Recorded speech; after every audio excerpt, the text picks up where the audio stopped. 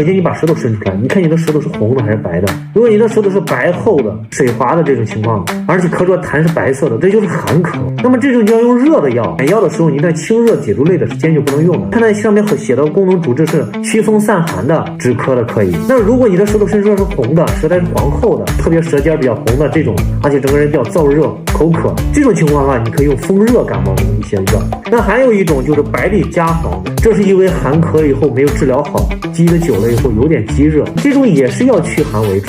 那么你自己判断的就是你感觉咳得很厉害，你喝点热水啊或者什么以后感觉缓解一点，